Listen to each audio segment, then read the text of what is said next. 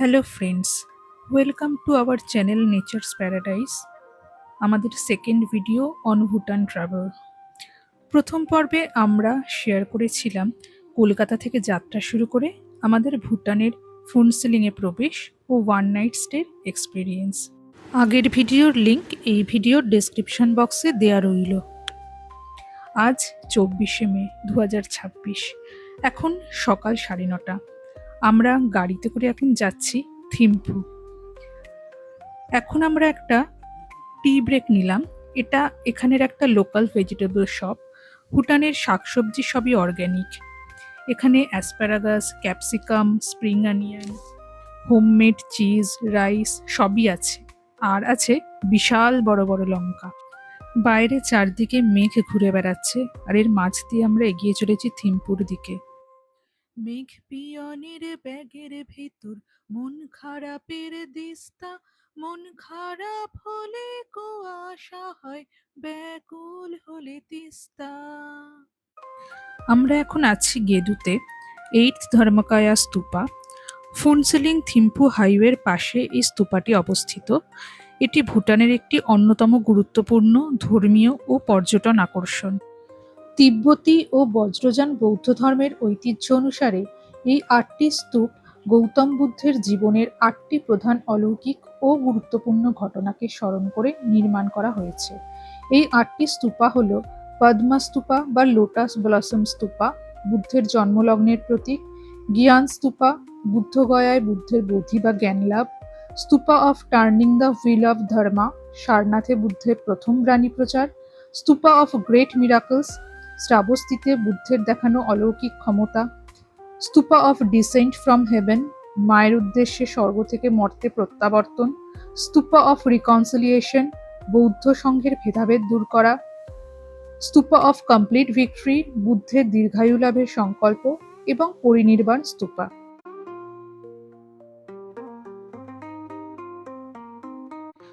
আমরা এখন on the way to Thimphu lunch করার জন্য একটি ব্রেক নিলাম। সামনেই পাহাড়ের ওপর দিয়ে মেঘের আনাগোনা, পাহাড়ি ঝর্ণার সৌন্দর্য, এইসব প্রাকৃতিক সৌন্দর্য উপভোগ করতে করতে আমরা লাঞ্চ কমপ্লিট করলাম। বিকেল 4টে নাগাদ আমরা ভুটানের রাজধানী থিম্পুতে এসে পৌঁছলাম। এখন আমরা আছি সিম্পলি ভুটানে, যেটা একটি অত্যন্ত জনপ্রিয় এবং অনন্য লিভিং মিউজিয়াম। চলুন ঘুরে দেখি এই simply ভুটানটি। Kusisangpo and welcome to Simply Bhutan. So Simply Bhutan is a living museum, and here you are free to take pictures and make videos. My name is Dawa and I will be your in-house guide. If you have any doubt regarding the museum, feel free to ask me. So in our culture, we usually welcome our guests with a home-brewed wine called Ara. So this one is a wheat wine. Yeah, Ara. Yeah. So now I'll serve your wine. So hold the bowl with the right hand and please wait for me. So we'll do some offering. So if you're not taking wine, we'll serve you buttery tea later on in the restaurant there. So if you want to taste, you can taste. So you'll get both buttery tea and wine.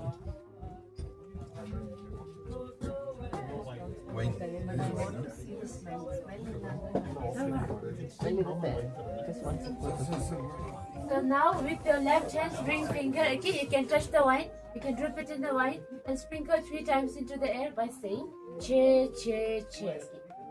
Che che che. Yeah. So che che means offering to our local deities or anything. So now you may enjoy your drinks.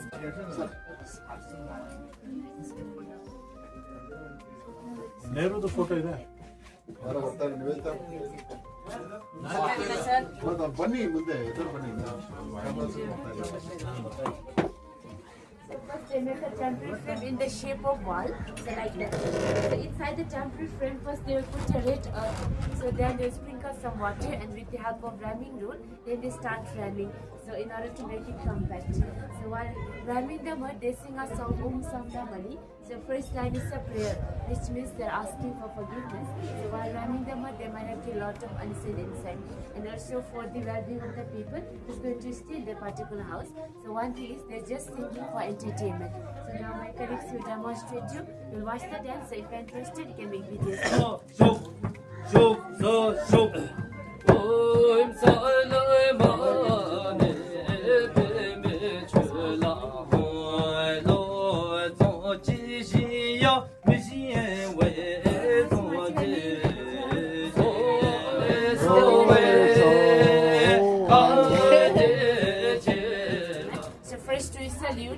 the drum in similar like guitar, and this one's fiddle, we call it chiwang. So similar like ek tara or do tara. Okay?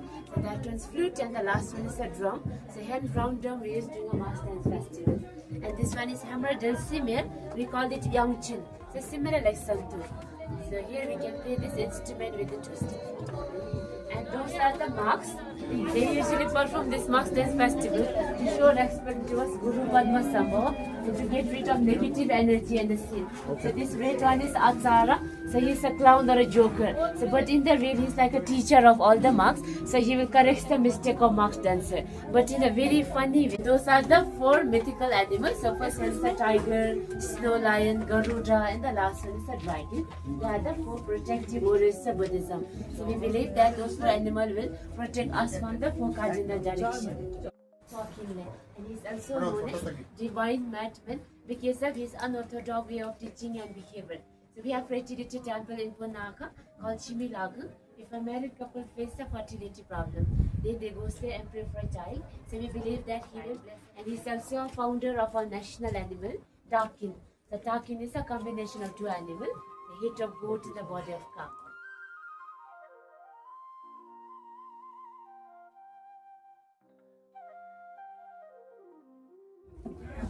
It's a traditional kitchen, and this one is for churning buttermilk. So it's a process of taking out cheese and butter charge. So in India you do side wise now. They used to turn up and down like this for 30 to 50 minutes. Then the butter will get ready.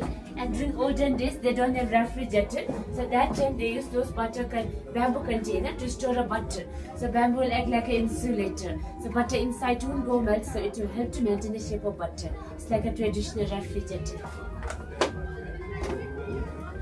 And here, this one is for churning buttery tea. So we call it suja in our language. So we make a buttery tea. Like first we need to boil this tea leaf. We have a different tea leaf for the buttery tea. So when we boil this one, it will give you a pinkish color or a maroon type color. So first we boil this tea leaf for a few minutes. When it turns to a maroon color, then we pour inside this churner. So on that we add salt and butter. So the buttery tea is salty in taste. Then we close and we churn for 5 to 10 minutes like for 5 to 10 minutes. So after done with the churning, then we take out in the pot. Again heat up for a few minutes, then the tea will get ready. So I'll serve you there in the restaurant. And this one is a wooden plate. We call it dakpa or a couple plate. The round pattern one signifies the men and the plain one signifies the women. So like we used to serve this pattern one for father and the plain one for the mother. So after just wipe with a piece of cloth. Because we believe that if you wash the couple plate, the love between the couples will be washed away by the water. So that's why we just wipe and again keep close together like this after done with the meal, so that the couple bond will be strong and everlasting like this. We believe like this, so we call it couple plate. This one is for making noodles. The small hole there. So first we make a dough, then we put a dough inside this box, and then we have to press it down. So like this, the noodle will come from the down.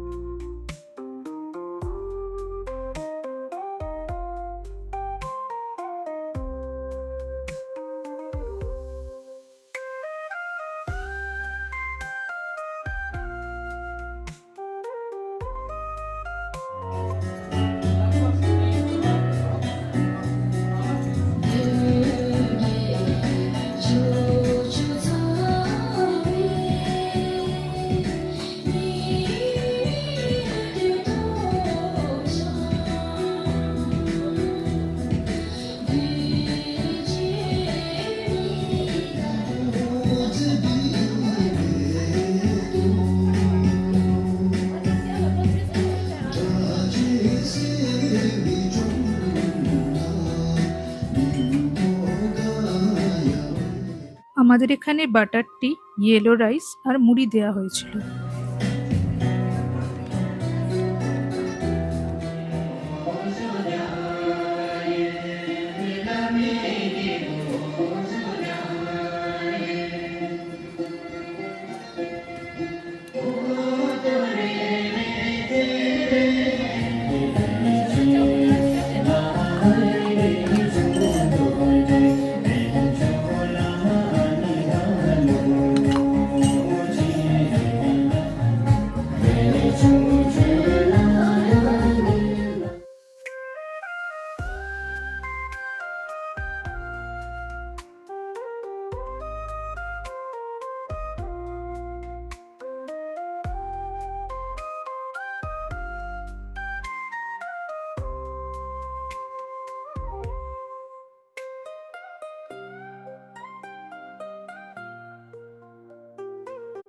Simply Bhutan ঘুরে আমরা এখন এসে পৌঁছলাম থিম্পু শহরের একদম প্রাণকেন্দ্রে বা ডাউনটাউনে অবস্থিত clock টাওয়ারে।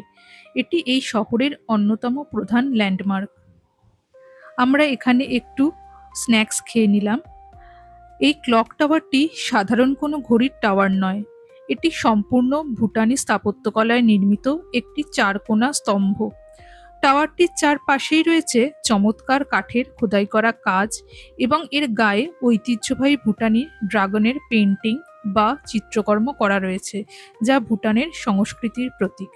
এক কথায় থিম্পু শহর যদি ভুটানের প্রাণ হয়, তবে ক্লক টাওয়ার হলো সেই প্রাণের স্পন্দন। শহরের শান্ত পরিবেশের মধ্যে এটি অত্যন্ত প্রাণবন্ত একটি জায়গা। থিম্পু হল ভুটানের বৃহত্তম শহর এবং আধুনিকতা ও প্রাচীন ঐতিহ্যের এক অপূর্ব সংমিশ্রণ।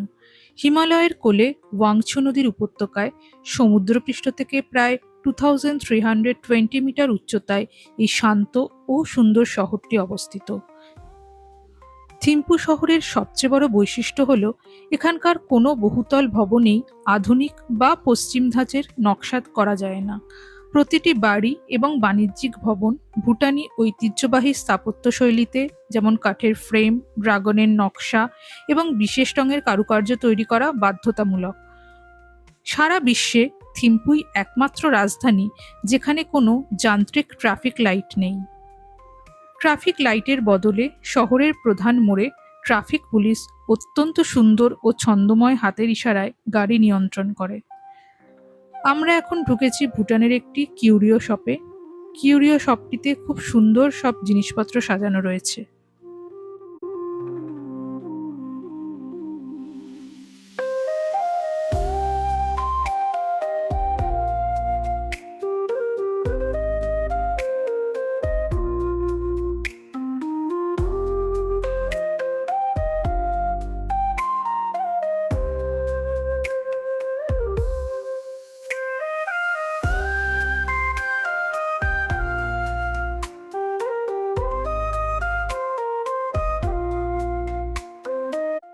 থিম্পু শহর ঘুরে আমরা এখন পৌঁছলাম আমাদের হোটেল হোয়াইট তারাতে। এটা একটা 3 স্টার হোটেল। এটা আমাদের হোটেলের রুম। থিম্পুতে আমরা 1 নাইট স্টে করব। তারপর কাল এখান থেকে আমরা রওনা দেব পুনাখার উদ্দেশ্যে।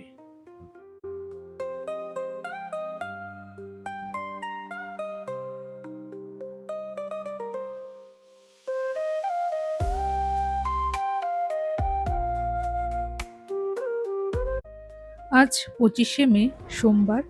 আমরা এখন যাত্রা শুরু করলাম ভুটানের থিম্পু থেকে পুনাখার উদ্দেশ্যে। আমরা এখন আছি ভুটানের দর্দেমা স্ট্যাচুতে।